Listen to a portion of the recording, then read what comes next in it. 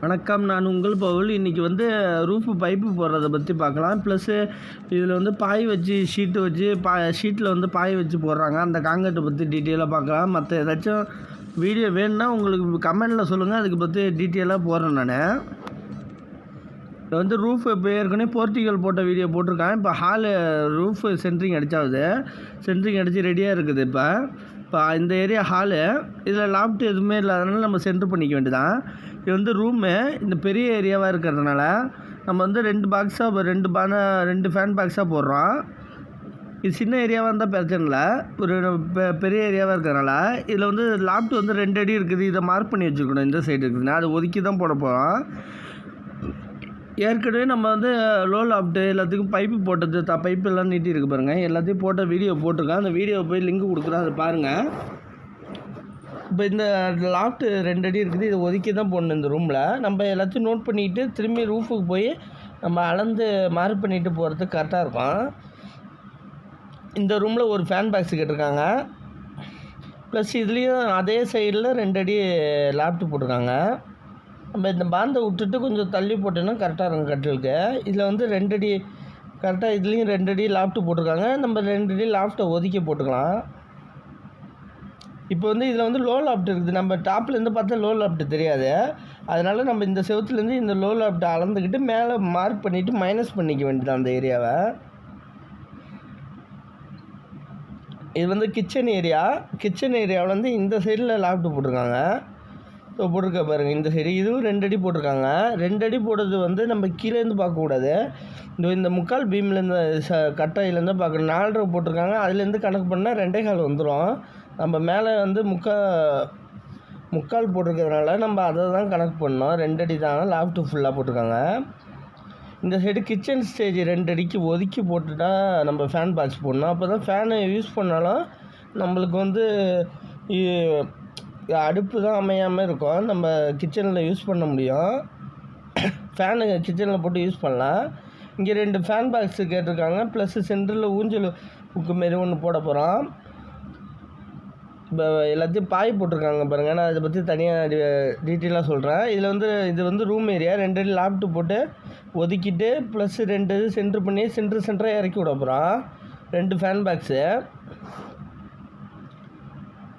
இந்த சைடில் சென்ட்ரு பண்ணியாச்சு. 2 பாக்ஸுக்கு சென்டரில் இறக்கி விட்டால் நம்ம பாயிண்ட் அதிகமாக இறங்காது. ஜங்ஷன் பாக்ஸ் அதிகமாக போட தேவையில்ல. இப்போ இதில் லோ லாப்ட் இருந்துச்சு. கரெக்டாக லோ லாப்ட் 4 அடி இருந்துச்சு. லோ லாப்ட்டு தள்ளி நம்ம ஃபேன் பாக்ஸை தள்ளி போட்டிருக்கோம். இந்த ரூமில் இந்த சைடில் 2 அடி லாப்ட்டு அதையும் ஒதுக்கி நம்ம சென்ட்ரு பண்ணி போட்டாச்சு. பாக்ஸ் எல்லாத்தையும் மார்க் பண்ணி ரெடியாக இருக்குது. இப்போ பைப்பு உடச்சாகுது. இது கிச்சன் ஏரியா. கிச்சன் ஏரியா இந்த சைட்லேருந்து 2 அடி லாப்ட் இருக்குது. அதை மார்க் பண்ணியிருக்கு பாருங்கள்.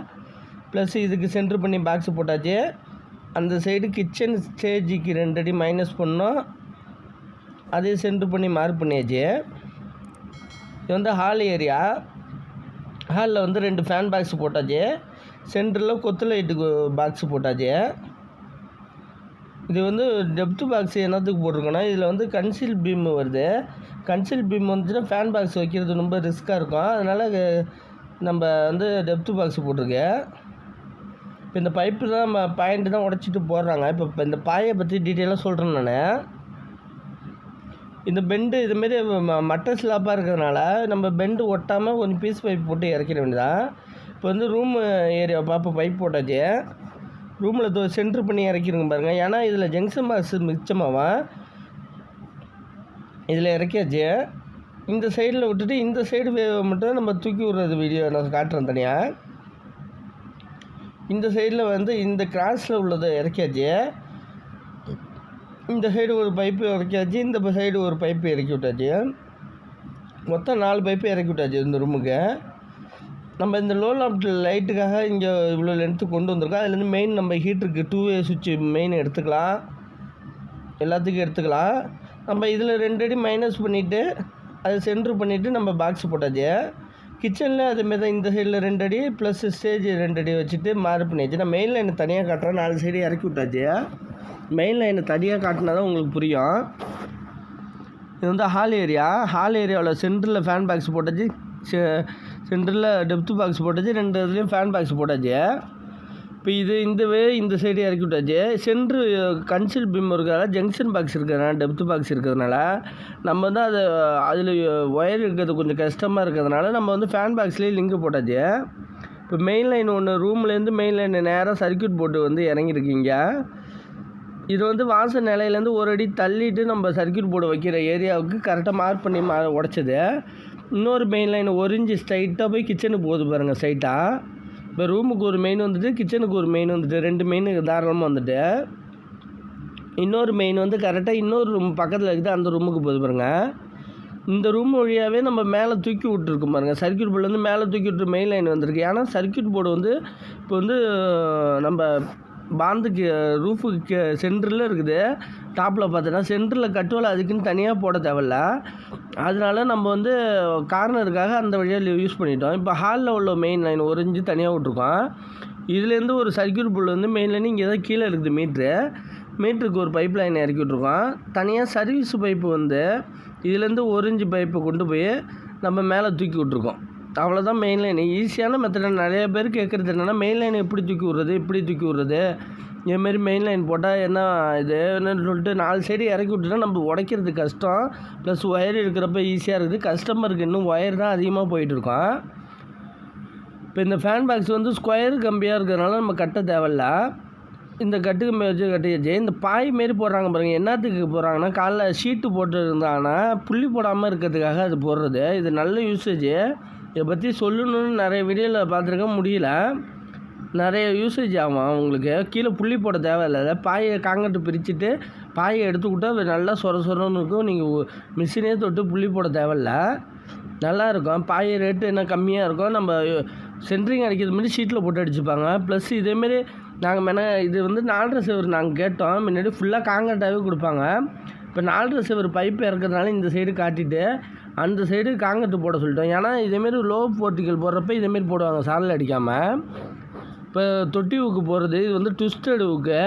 ப்ளைன் ஊக்கு போட்டிங்கன்னா ஜன்னலில் போய் இடிக்கும்.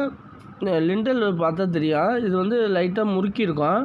இதை போட்டிங்கன்னா நம்ம எந்த வாட்டத்துக்கு நம்ம ரன்னர் கம்பி விட்டு ரன்னர் எந்த சைடு அடிச்சிருக்காங்க ப்ளஸ் அதுக்கேற்ற மாரி நம்ம ஊக்கு வாங்கிக்க வேண்டியதான். இந்த ஏரியாவுக்கு வந்து நம்மளுக்கு ட்விஸ்டட் ஊக்கு வந்திருக்கு. ட்விஸ்டட் ஊக்கு தான் போடுற மாரி இருக்குது. நம்ம பாயை கொஞ்சம் பாய் போட்டதுனால நம்மளுக்கு கொஞ்சம் கஷ்டமாக இருக்கும். அது கொஞ்சம் ஷீட்டோட கேப்பு பார்த்துட்டு நம்ம எடுக்க வேண்டியதான். இப்போ கட்டுக்கம்பி கொஞ்சம் எடுத்து வச்சுருக்கோம். இது வந்து 12 ராடு ஒன்று எடுத்து வச்சுருக்கோம். இந்த கட்டுக்கம்பி நேராக கீழே விட்டுட்டு கீழேருந்து அந்த ஊஞ்சல் கட்டி அனுப்புனா கரெக்டாக இருக்கும். அதுக்கு டேப்பு சுற்றியாச்சு அளவுப்படியாமல். இப்போ கீழேருந்து கட்டியாச்சு, மேலே தூக்கியாவது ஊக்கு போட்டுட்டு நம்ம வந்து 12 ராடை உள்ளார விட்டுட்டு நம்ம கட்டிட வேண்டியது. இது ஆடாமல் கட்டிட வேண்டியதான். இப்போ வந்து இந்த சென்ட்ரு பாக்ஸ்லேருந்து நம்ம வந்து இது மாடிப்பை லைட்டுக்காக ஜம்பர் போட்டு போடுவோம். இது வந்து நம்ம பெண்டு போட்டு ரெடியாக வச்சுட்டோம் முக்காலில். இப்போ கட்டுவாலை போட்ட பிறகு உள்ளார ஒரு ஜம்பர் போட்டு மாடிப்பை லைட்டு நம்ம எப்பயும் போல் வைக்கிற மாரி வச்சுக்கலாம். பல்கெட் பாயிண்ட்டு இப்போ படிக்கும் வச்சுக்கலாம், இதுக்கும் வச்சுக்கலாம்.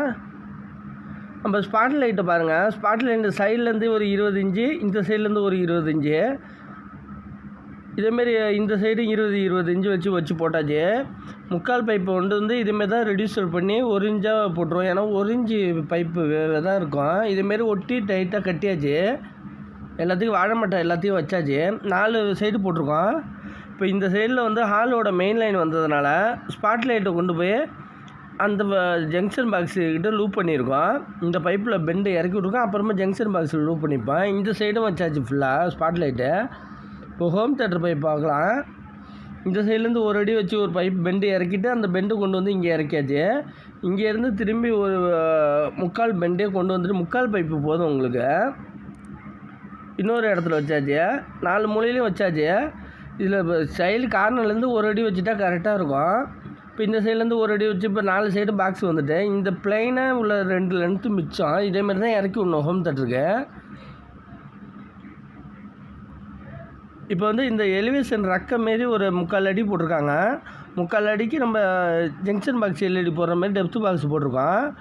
இந்த ஏரியாவில் ஒன்று, இது டோட்டலாக சென்ட்ரு பண்ணி ஒன்று, அது பெண்டு பண்ணி இதில் இறக்கி விட்டாச்சு ரூம் பைப்பில். இந்த கார்னர் ஒன்று, இந்த கார்னர் ஒன்று போட்டாச்சு. ஏன்னா லாங்லேருந்து பார்க்குறது கார்னர்லேருந்து தெரியுறதுனால இதுமாரி போட்டுக்கலாம். இப்போ இப்போ சர்வீஸ் பைப் வந்து இந்த சைடு தூக்கி விடாச்சு, டம்மி பண்ணியாச்சு. இந்த ஃபேன் பாக்ஸ் தேவையில்லாததான் இந்த மாதிரி டேப் அடித்து பைப் வச்சு டம்மி பண்ணிடலாம். ஃபுல்லாக இப்போ கம்பி வச்சு கட்டு கம்பி வச்சு கட்டியாச்சு, ஃபுல்லாக வாழை மட்டை வச்சாச்சு.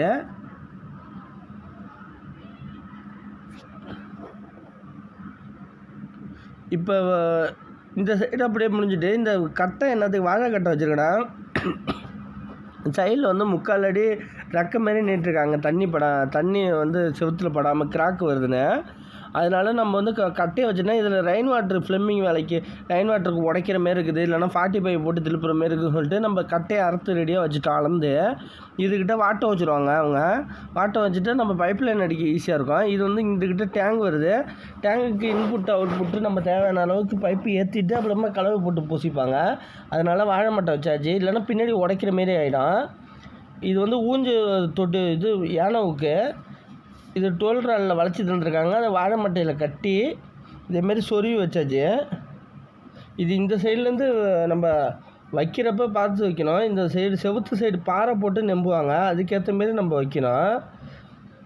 பாறை போட்டு நம்புகிற மாரி வைக்கணும். இதுமாரி கம்பிக்கு அடியில் வைக்கணும். இப்போ காங்கிரீட் வேலை ஓடிக்கிட்டு இருக்குது, இப்போ காங்கிரீட் ஆரம்பிச்சிட்டாங்க. வீடியோ பிடிச்சிருந்தா மறக்காமல் உங்கள் போல் யூடியூப் சேனலை சப்ஸ்கிரைப் பண்ணுங்கள், லைக் பண்ணுங்கள், கமெண்ட் பண்ணுங்கள். உங்களுக்கு யூஸ்ஃபுல்லான வீடியோக்கள் நிறைய வரும். நன்றி.